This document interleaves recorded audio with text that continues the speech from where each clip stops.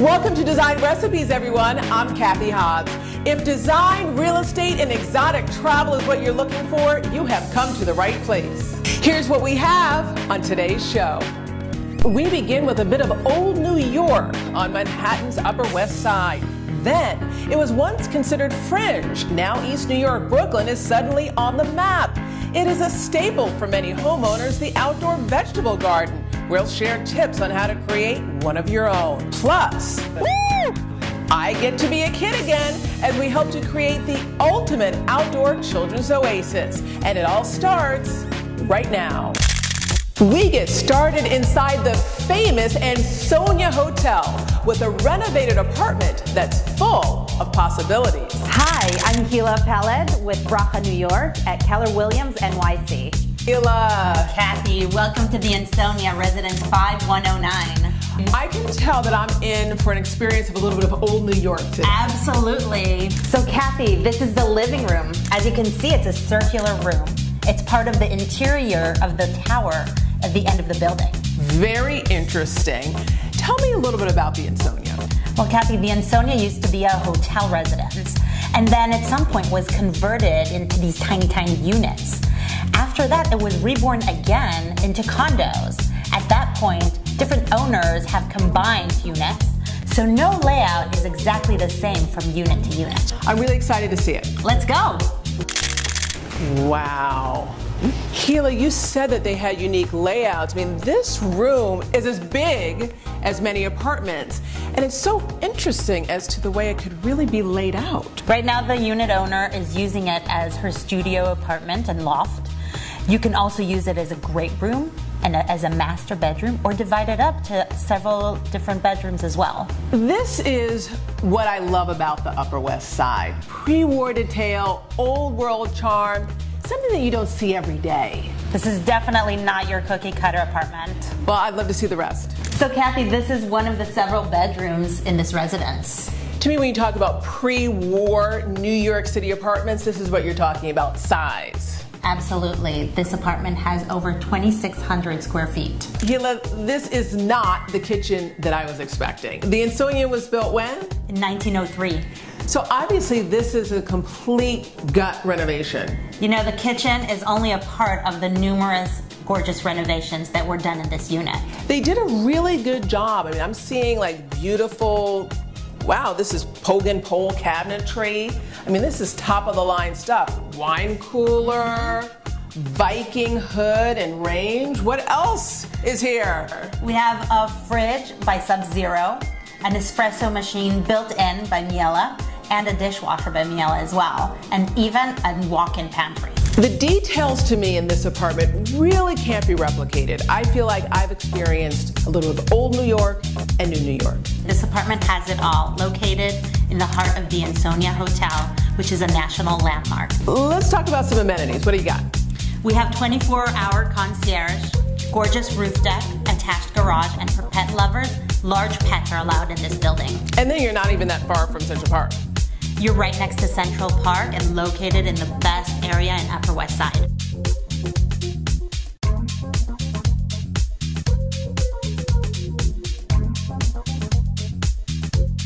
Up next, we head to Brooklyn, to a neighborhood that's being called the next frontier.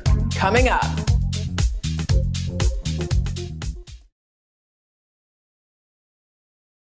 It was once called the murder capital of New York. Now, East New York, Brooklyn is on the map, sought after by developers. Our Brooklyn expert, Donald Brennan, takes us to East New York. Thanks, Cathy. This is Atlantic Avenue in East New York, Brooklyn. As far as Brooklyn goes, it doesn't get any farther east. Bordering Queens and for decades associated with abandonment and crime, East New York is now considered a next frontier. We've seen it happen in neighborhoods like Williamsburg and Bushwick, and now East New York is poised for its turn. What could this mean? If the mayor has his way, absolute transformation. Perhaps the largest of its kind to affect Brooklyn in decades. To learn more, I went to the man who has his pulse on everything Brooklyn, Brooklyn Borough President Eric Adams. East New York seems to be poised for some major changes. Can you talk a little bit about what's going to happen there with the plan for rezoning and what the changes may be? Still on the drawing board, many unknowns and uncertainties. There's a question mark that lingers over the new zoning process. This is when the mayor determines if there are going to be new heights or new business locations. And so there's a lot unknown, but there's a lot we do know. You look at East New York and people figure out that, well, all of Brooklyn is changing. And although that is true, East New York is a little different because many of the residents there are sprinkled between the homeowners and those who are apartment dwellers did not realize how quickly this change was going to hit East New York. Right. And so you're seeing a different energy there where the residents understand. They saw the gentrification tidal wave sweeping across Brooklyn and they're saying, hold up, before you come here, we want to have a part of it. And that's what the City Hall and the mayor is doing now, allowing the residents to have input. So long-time residents will have a place in East New York. The plan is ambitious, with much of its success tied to the interest and commitment of private developers. Here we are on Atlantic Avenue at what is known as Arlington Village. Built for World War II veterans and mostly vacant, this is one of the potential targets for residential redevelopment. There's also this former food processing facility that is on the radar to be turned into a mixed-use complex. But perhaps one of the most telling signs of how the fiber of East New York could be transformed is this planned site for market-rate condominiums. Unlike some other neighborhoods, East New York has a major advantage with its transportation hub at Broadway Junction. If plans for East New York come true, even only partially, its transformation would be considered one of Brooklyn's great neighborhood turnaround stories. I'm Donald Brennan of Brennan Real Estate. Up next, we get back to basics, creating what for many is a backyard staple, the vegetable garden. From basic how-tos to harvesting. Coming up.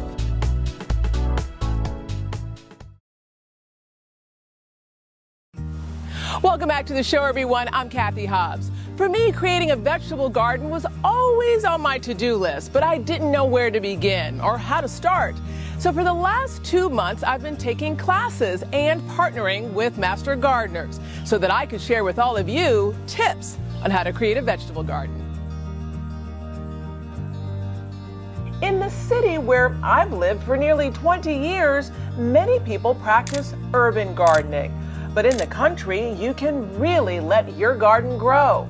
So when asked if I could try to transform this unappealing backyard into a useful vegetable garden, I partnered with Lowe's home improvement store, enlisted my mini-me as a helper, and started looking for the ideal plantings and seeds to create the perfect vegetable garden. Peppers. Peppers! These ones.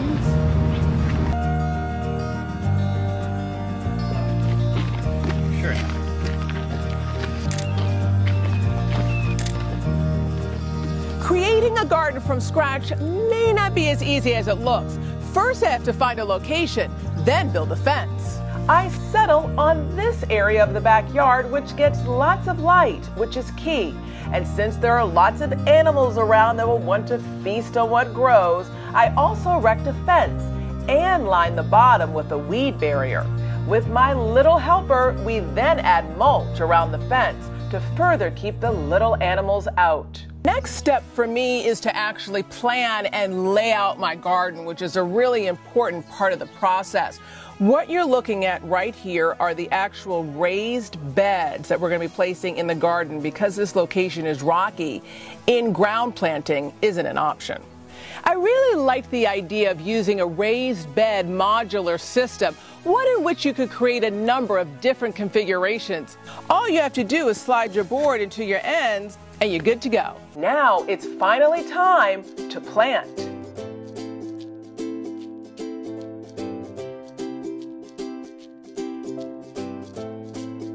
So what I've done here is I've actually already sorted out my seeds, determining what to grow during which month. And that's a great planting tip. That way you know what to grow during certain times of the year. Also, you can put your seeds into little Ziploc baggies, so whatever you don't use in the current season, you can use for next year. So now we're going to plant some kale and some microgreens. One important planting tip to remember is to actually read the instructions. Now this may sound like common sense, but this actually includes instructions relating to the location, how far apart to space your seeds or your plantings, and even the month of the year in which to plant. I've decided to create a soil mix of garden soil and compost. It really helps to create a fertile soil. What I love about some of these raised beds, especially the ones that are waist height, is that you don't have to worry about bending as much. One of the aspects that I love about growing herbs is that you get this really fragrant planting. Again, as you can see, I'm cutting off the cardboard little pot that it comes in to reveal the roots. Now, what I've created here is a really long bed that's actually 16 feet long. And you may want to do this too, especially for some of your fruits and vegetables that need room to grow.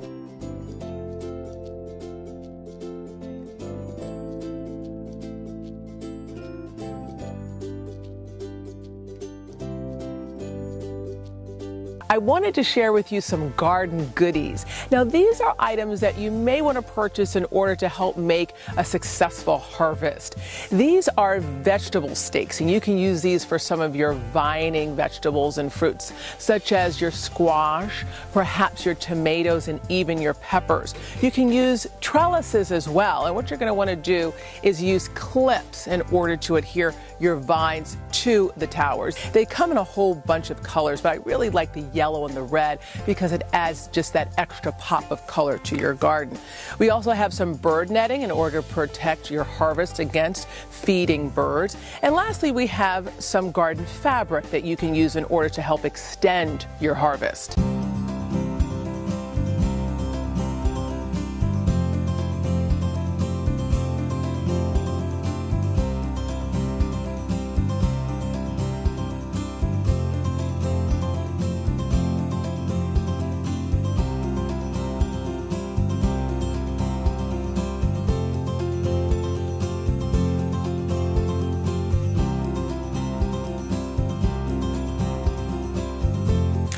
Absolutely thrilled with how this garden came out. A huge thank you to Lowe's for partnering with us. I love the color, the layout. I hope the owners of this garden enjoy their harvest for years to come. In our design recipe, ways to incorporate furniture into your outdoor garden. A garden stool is the perfect addition to any garden to prevent excess bending. I picked up this one at Home Goods. Side tables are also a great addition and the perfect place for your pickings. I found this ruby red beauty at Lowe's.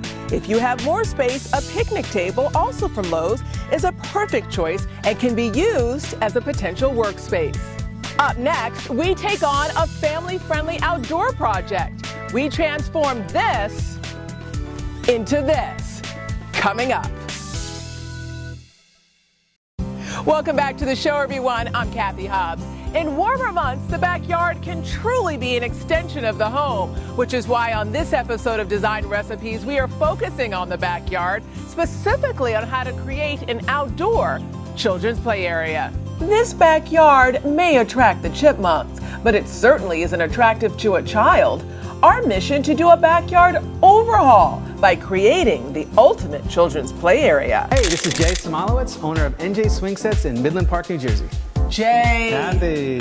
I have come here looking to create the ultimate children's play area. Do you have something for me? Kathy, you asked for the ultimate, so I've got something to show you. All right. So this is the ultimate play center for any backyard.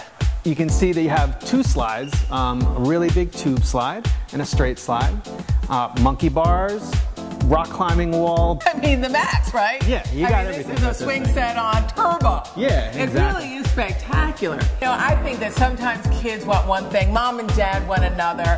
What should people look for when picking out a swing set for the kids? Right, so the first thing I think you should look for is the height of the deck.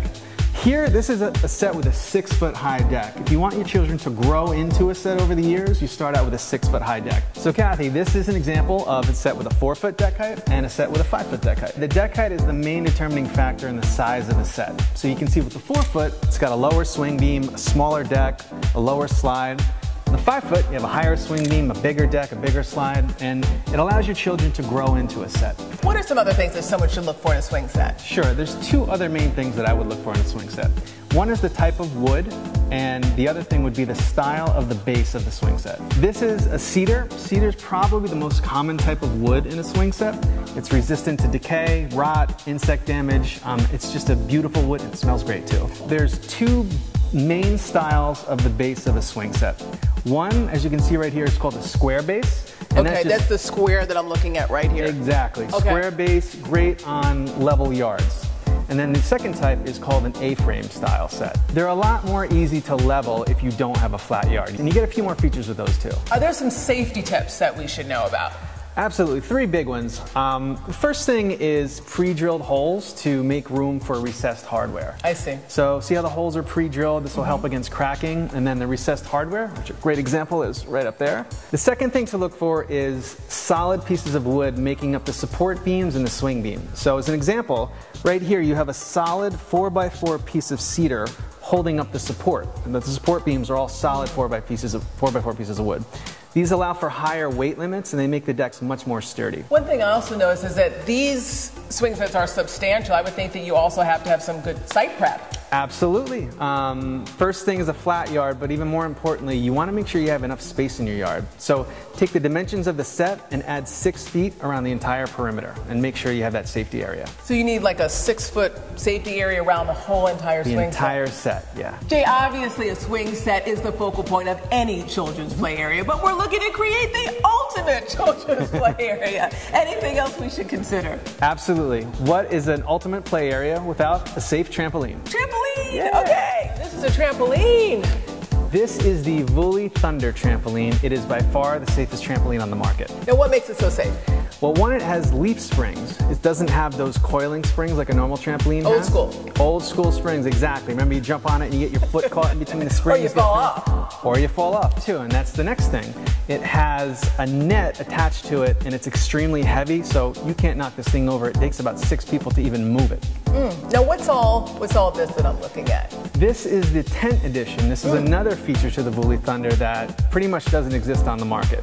If your kids want to camp out at night and if it rains, it shields them from the rain and they can have like a little camp out in the backyard on the trampoline. Yeah. I have to tell you, Jay, trampoline with a tent feature, this spectacular swing set, I'm so excited to see you create this ultimate children's play area. Me too. It's going to be great.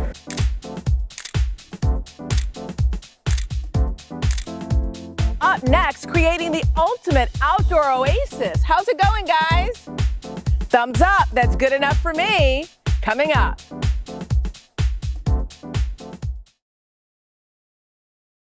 Welcome back to the show, everyone. I'm Cathy Hobbs. We are all set for our outdoor renovation project. Our design challenge to transform a bare, boring backyard into an appealing outdoor children's play area. Jay, you made it. Kathy. You saw the before pictures, and I saw, right? Yeah, had a lot of work to do. Yep. Yeah, well, we're going to turn this around. We're going to turn this into an outdoor children's oasis. You brought the swings and the trampoline with you. Where do we begin? Well, first thing we need to do is take a look at the land, survey it, and figure out the best place to put the swing set and put the trampoline. The next thing we need to do is unload the truck, and then we'll lay the pieces down and get ready to get cracking. All right, let's do it. Let's do it.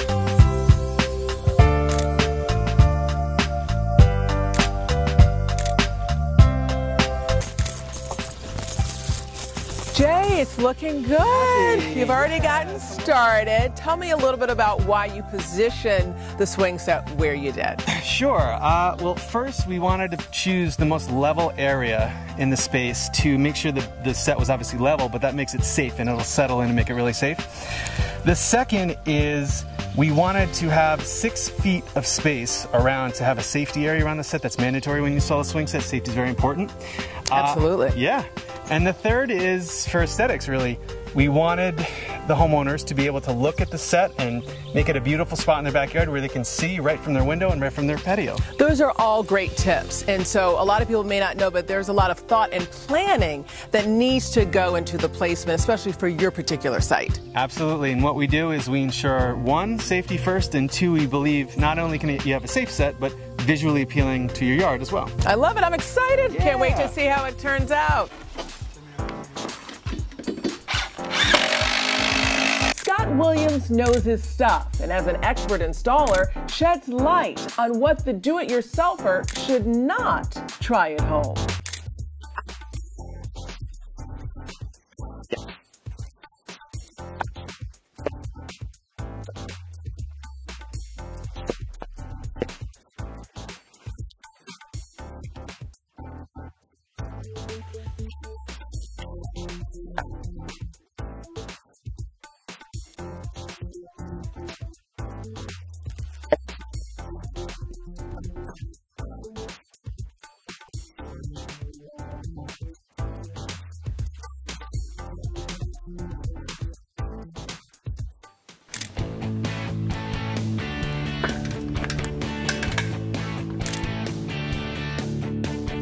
Hey, this is fantastic. Yeah. This is a good-looking trampoline. And this is like the Rolls Royce of trampolines, right? In my opinion, it's the best trampoline on the market. Love the design, love the look. I think this is a great addition to creating the perfect children's oasis. All right, so Jay, I want to get in this thing. I'm going to take off my shoes, Sure. But tell me how I get in. You actually step up on the frame. Step right here. An entrance right here and an entrance right here. Okay. Yeah. I can see how it's hard for a child to get out because you can barely get in. Absolutely. But I'm in. You can't pull out of Woo! the trampoline. This is cool. Yeah. Now I can see, and there's netting everywhere so no one can fall out. Absolutely. This is awesome.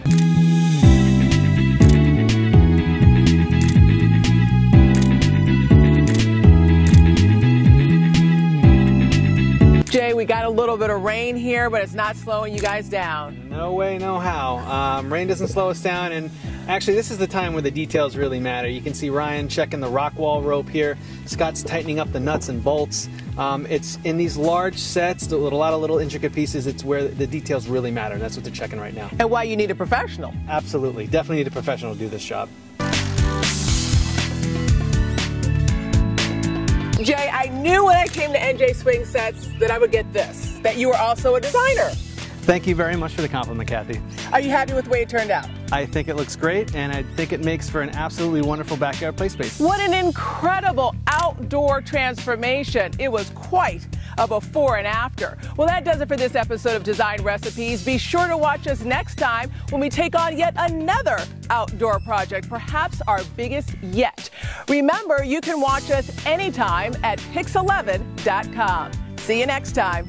Wait a second. We can't end the show like this. This children's outdoor play area is missing one key component. Hey kids, you ready? Yeah!